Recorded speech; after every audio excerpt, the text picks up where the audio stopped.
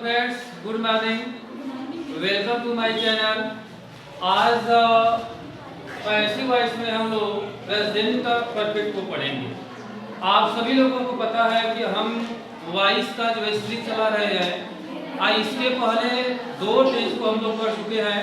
Present indefinite हम पढ़ा चुके हैं, प्रेजेंट कंटिन्यूअस को भी हम बताए, अफर्मेटिव कैसे बनता है, नेगेटिव कैसे बनता है, इंट्रोगेटिव कैसे बनता है। इन तमाम डिस्कशन जो है हम कर चुके हैं। आज जो है हम लोगों का तीसरे नंबर का टेंस है प्रेजेंट परफेक्ट। सबसे पहले हम ये आप लोगों को चर्चा करना चाहेंगे कि किस तरह के सेंटेंस को प्रेजेंट परफेक्ट कहते हैं। आइए देखते हैं। देखो, परफेक्ट का मतलब होता है कंप्लीट हो जाना या किसी काम को पूर्णतया खत्म कर देना ही क्या है, परफेक्ट है।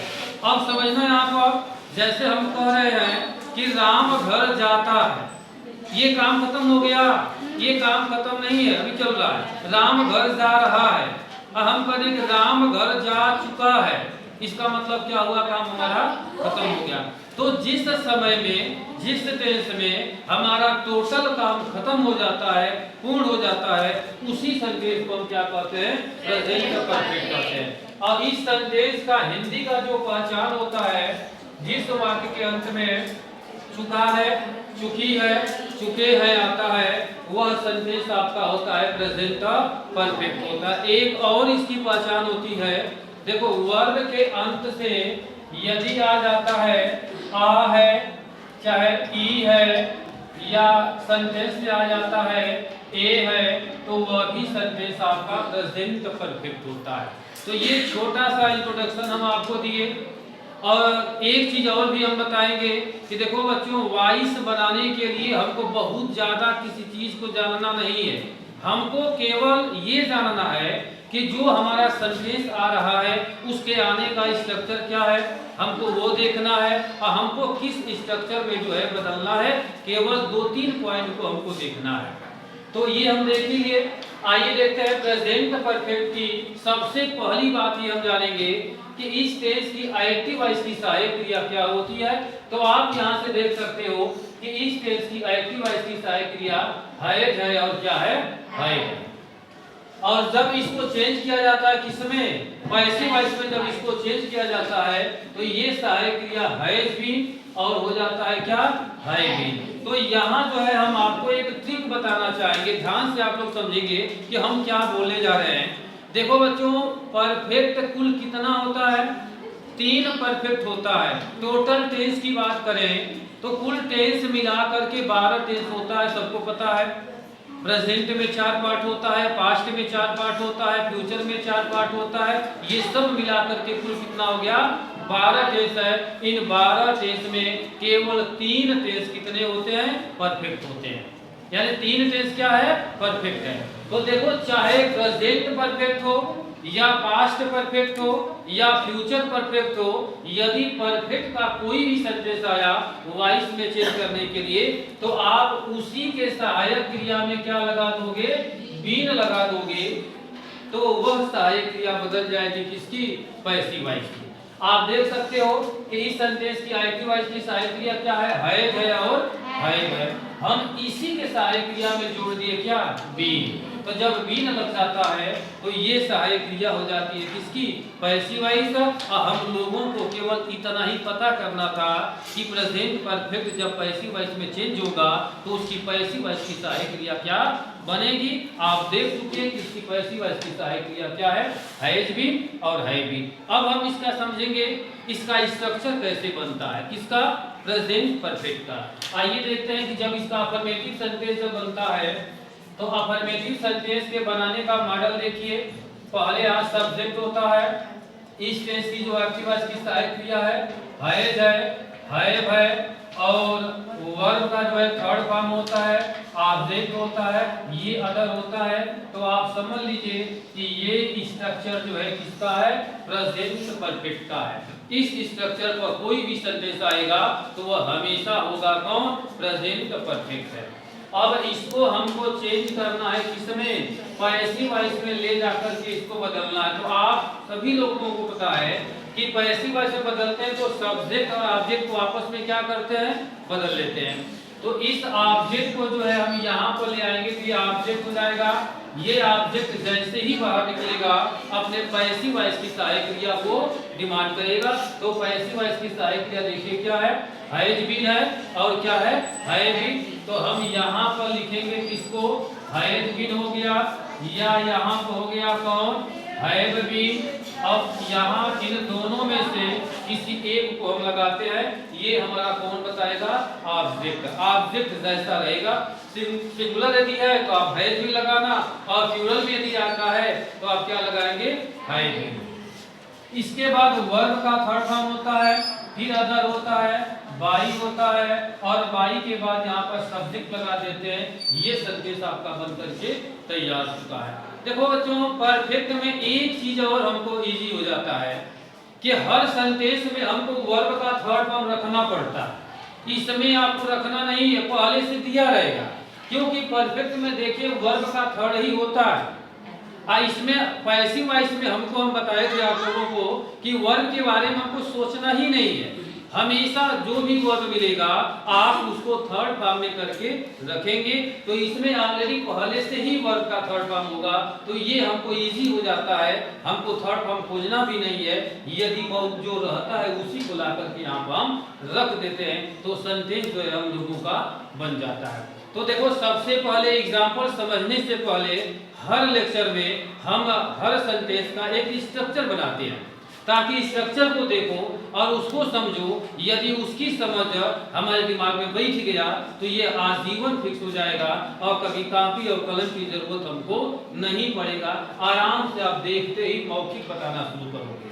आपके लिए एक एग्जाम्पल हम लिख रहे हैं और देखते ही कोशिश करना कि मुंह जबानी बने। एक क्वेश्चन देखो, यहाँ लिख दिए कि आई है डन माई वर्क है। हम कह रहे इसको पैसिव वॉइस में आप बदल लीजिए। कितने लोग मुजबानी बता देंगे? यानी कि अब मुजबानी बताने का मतलब ये कि सबसे पहले हम यहाँ पर क्या रखेंगे, ऑब्जेक्ट ले। तो ऑब्जेक्ट जो है यहाँ पर हो जाएगा क्या, माई वर्क। अब बता दीजिए कि माई वर्क सिंगुलर है कि प्लूरल है? ये सिंगुलर है, तो सिंगुलर इन दोनों में से किसको लेगा, हैज बीन। तो हैज बीन को लेने के बाद वर्ब का थर्ड फॉर्म, तो वर्ब का थर्ड फॉर्म है भी, खोजना भी नहीं, देखो है ना। ये डन जो है आपका थर्ड फॉर्म यहाँ लगा हुआ है, डन। और इसके बाद अदर है, ये नहीं है, तो हम सीधे आते हैं किस पर, बाई पर। और बाई के बाद हमारा सब्जेक्ट जब यहाँ पर आएगा तो मी, और उसके बाद यहाँ पर होली। तो देखो बच्चों, परफेक्ट को बनाना कितना इजी है। और केवल यही नहीं, आप किसी भी सेंटेंस को बना सकते हो।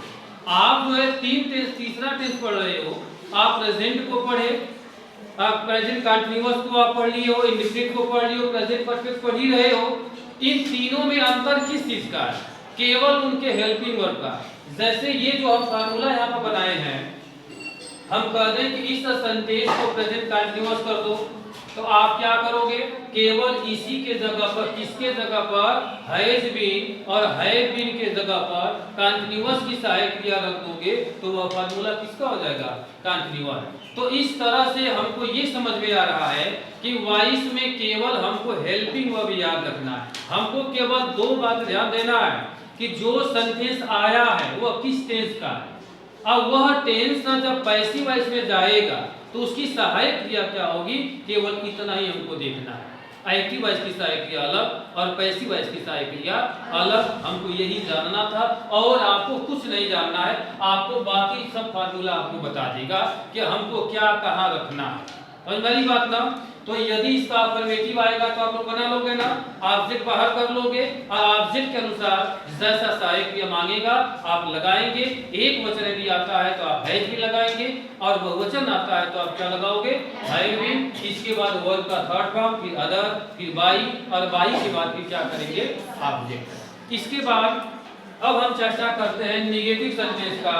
यदि हमारा क्वेश्चन निगेटिव में आ जाता है तब हम इसमें क्या करते हैं, तो अब यहीं पर आप लोग समझ लीजिए कि यदि सेंटेंस जो है हम लोगों का यदि निगेटिव में बनता है, तो निगेटिव में आप सभी लोगों को पता है कि सहायक क्रिया के बाद नाम का प्रयोग हम करते हैं। यहाँ हैज होगा, ये हैव होगा, इसके बाद यहाँ नॉट लगा होता है, नॉट के बाद वर्ब का थर्ड फॉर्म, फिर ऑब्जेक्ट और फिर यहाँ पर अगर निगेटिव होगा तो इस स्ट्रक्चर से जो है हमारा क्वेश्चन बन करके आ जाता है। ठीक। दूसरी बात, जब इसको हम पैसिव वॉइस में जब चेंज करेंगे तो ये ऑब्जेक्ट यहाँ से ले लेगा और उसके बाद हैज नॉट बीन, याद रखना नॉट को देखो हम कहाँ रख रहे हैं, हैज और बीन के बीच में नॉट लगेगा।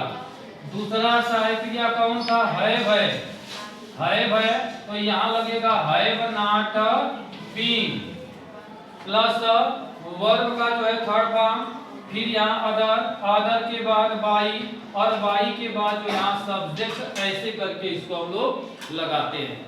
तो हमको ये देखना था कि यदि सेंटेंस हमारा निगेटिव में आता है तो हम निगेटिव वाले क्वेश्चन को पैसिव वॉइस में कैसे बनाते हैं। तो वह निगेटिव में है तो हमारा पैसिव वॉइस भी किसमें बनेगा, निगेटिव में। अंतर क्या है कि एक्टिव वॉइस में सब्जेक्ट जो है अपने सहायक क्रिया के बाद नॉट लगाता है और पैसिव वॉइस में क्या होता है कि ऑब्जेक्ट जो होता है अपने सहायक क्रिया के साथ नॉट लगाता है, और कोई अंतर यहाँ पर नहीं है। आप देखिए इसका मालिक कौन है, सब्जेक्ट है, तो ये अपनी सहायक क्रिया के बाद देखो नॉट लगाया।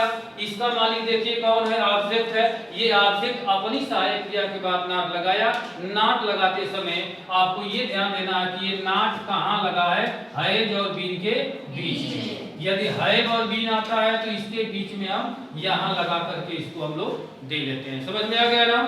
अब हम समझेंगे एक एग्जांपल यहाँ पर, जैसे हम ऐसे कह दिए कि राम हैज नॉट डन, और यहाँ से है हिज वर्क है, हम कहते हैं इसको पैसिव वॉइस में आप बदल दीजिए। ये सेंटेंस आपका निगेटिव है तो आप तो देखते ही जबानी आप बताना शुरू करोगे।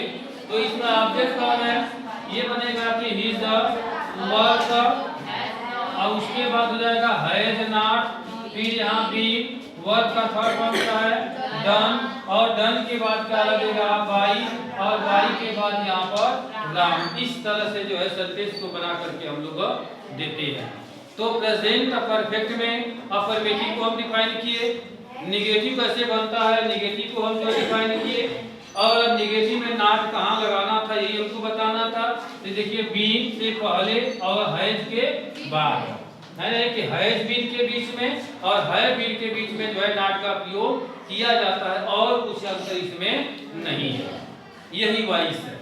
इसी को बच्चे टफ मानते हैं, बड़ा गलत होते हैं, लेकिन हमारा मानना है कि आप एक बार सेटिंग को देख लेंगे तो ये क्वेश्चन जो है आप लोगों का कभी गलत होने वाला नहीं है। तो बच्चों प्रेजेंट परफेक्ट में केवल आज के दिन जो है अफर्मेटिव को हम पढ़ेंगे, निगेटिव को पढ़ेंगे।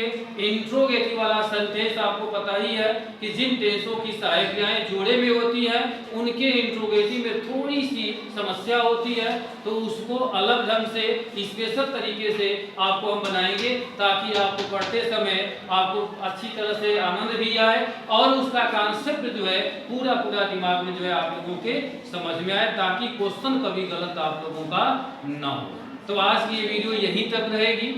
यदि हमारा वीडियो आप लोगों को अच्छा लगे, समझ में आ रहा होगा, तो आप कमेंट में निश्चित लिखेंगे, सब्सक्राइब करेंगे, हमारे चैनल को जो है आगे बढ़ाएंगे। तब तक के लिए नमस्कार, बाय, खुदा हाफिज़।